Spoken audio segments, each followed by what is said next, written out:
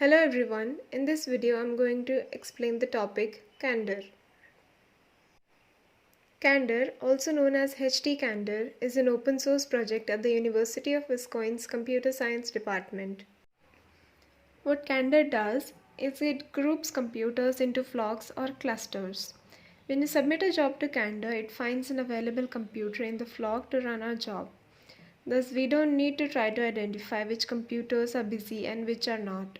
It does the job for us. In a standard HTCondor flock, high priority jobs can preempt low priority jobs. Now, to understand these statements better, let us understand these definitions first. Throughput. Throughput is the measure of how many units of information a system can process in a given amount of time.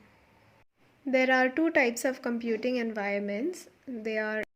First one is HTC, the environment that delivers large amounts of computational power over a long period of time is called high throughput computing environment. Second is HPC. In contrast to HTC, high performance computing environments deliver a tremendous amount of power over a short period of time. Now, with respect to our topic, we are going to be focusing on HTC, that is high throughput computing environment. With the help of this example, let us understand the need of Candor, why we need to use Candor, what could be the possibility. For many scientists, the quality of the research is heavily dependent on computing throughput. It is common to find problems that require weeks or months of computation to solve.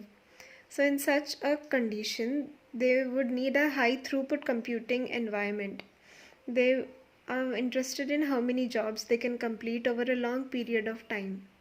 A key to achieve high throughput is the efficient use of available resources.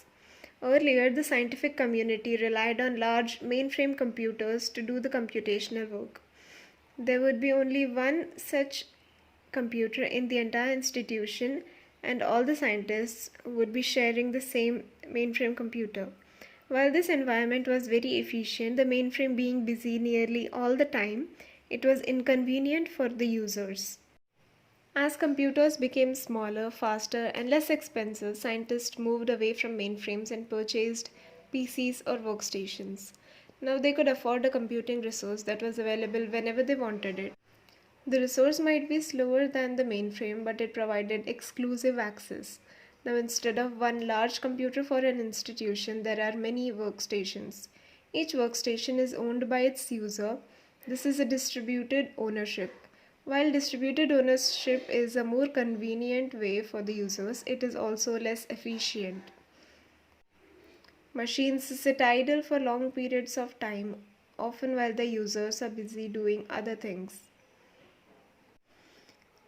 Now HTCondor takes this wasted computation time and puts it to good use.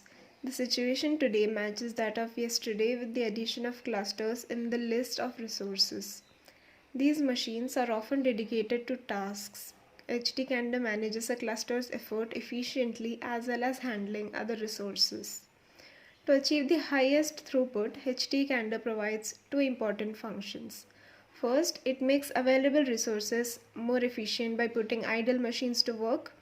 And secondly, it expands the resources available to users by functioning well in an environment of distributed ownership. We saw the need of Candor, and now we're going to have a look at the advantages of using Candor. It could also be framed as why using HTCondor. It can be used to manage workload on a dedicated cluster of computers. HTCondor takes advantage of computing resources that would otherwise be wasted and puts them to good use. HTCondor allows users to take advantage of idle machines that they would not otherwise have access to.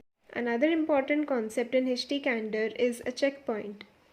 A checkpoint is the complete set of information that comprises a program's state. Given a checkpoint, a program can use the checkpoint to resume execution. It's like we are saving a state and closing the application. We can use the saved state whenever we wish to. The ability to produce and use checkpoints can save days or even weeks of accumulated computation time. If a machine crashes or must be rebooted for an administrative task, a checkpoint preserves computation already completed. How the condor works. Each workstation in a condor pool runs two daemons, the scheduler daemon shed and the starter daemon startd. One of the workstation in this pool is designated as the central manager and runs some daemon processors for this purpose. The start D of a workstation periodically advertises to the CM the resources of the workstation and whether it is available idle. The shed queues jobs submitted to Condor at the workstation and seeks resources from them. Each job has a job context defining its resource requirements. This job context is then forwarded to the CM, who then tries to locate a workstation that meets the requirements. So that is how a Condor works, and this is the architecture of a Condor pool with no jobs running. Condor can also be used in small businesses. Like Condor starts with the assumption that we have relatively long running tasks that do not require user interaction. To take examples from businesses that we know are using Condor, tasks involving rendering 3D scenes for a movie, performing a nightly build and regression test on a software under development, or stimulating and analyzing stock market behavior. Modern video codecs often take a long time to encode, and any business generating video files could use the HTCondor to manage the process. HTCondor helps those businesses with long-running tasks. This is the sort of situation in which the HTCondor excels. To sum up this video, in this video we have seen what HTCondor is, its definitions, where we can use it, what are the advantages of using it, how small businesses can take advantage of it, and how the Condor works. Thank you.